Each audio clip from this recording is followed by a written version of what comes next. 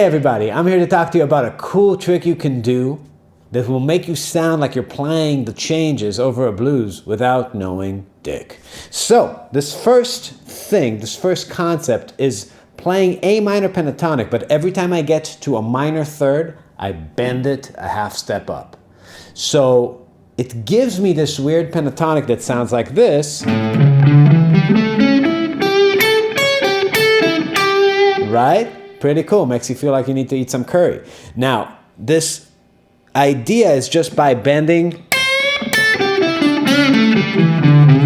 I'm getting to that sound with a bend. Why is that cool? In every one of these boxes, if I can just locate my flatted third and know how to bend it in time, I can get this cool scalular sound that gives me a different kind of pentatonic that fits over any dominant chord.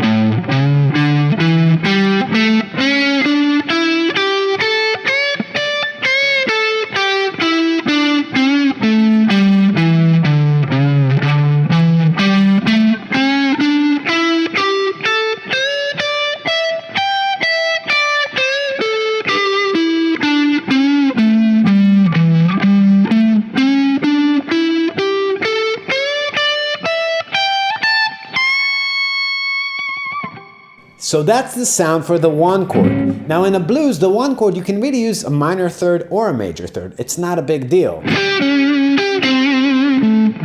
They both sound decent. But on the 4 and 5 chord, what do you do? Now check this out. This should be an aha moment.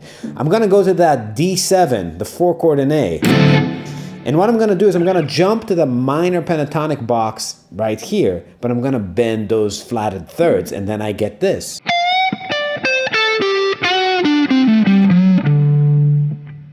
Check this out, on the 5 chord, same thing in E.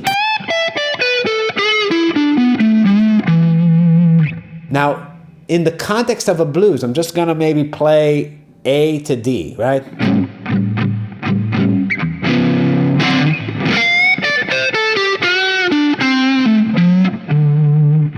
It sounds sick, it fits. The way you wanna practice this stuff is in one position. You want to see the juxtaposing shapes. So the 1 chord would be this shape. The 4 chord will be this shape.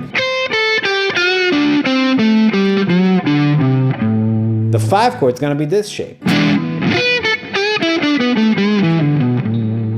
And then the 1 again. Now let's just move box to box and see how we can do that, and always locate their respective flatted thirds. Starting down on the 5th box of A minor, I got this. Now remember, the bent note is a grace note, so if you're playing this in time, you just want to move through it very quickly and make the rhythmic value be on the note you're getting to. So it's not...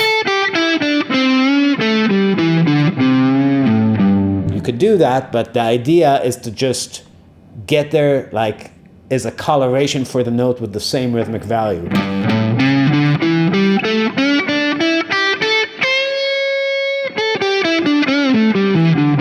In this position, from A to D to E.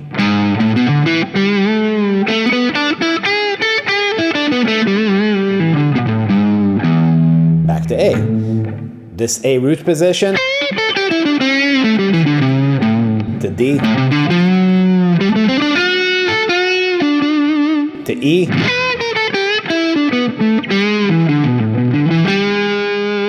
back to A. This second A position to this D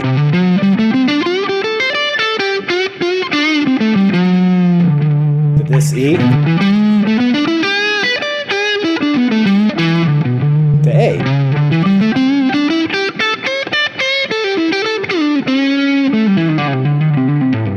Right? This area got this A,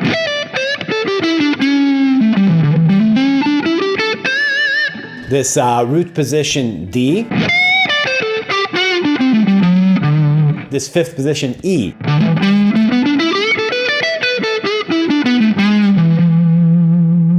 right? then the last one, fourth position A.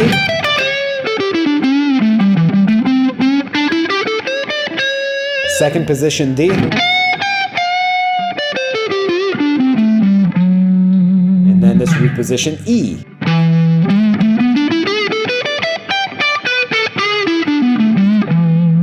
And resolving.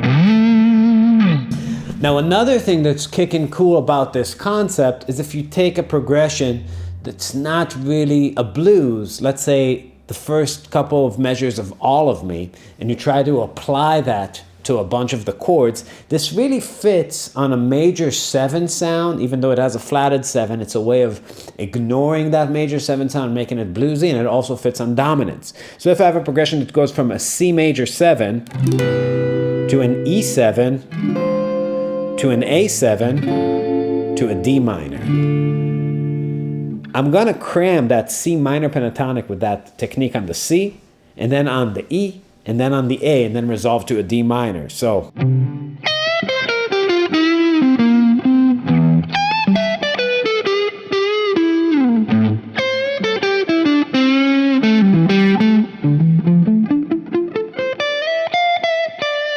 So I used that kind of thing jumping around. Now I'm gonna do it in one position, right? So that C root position.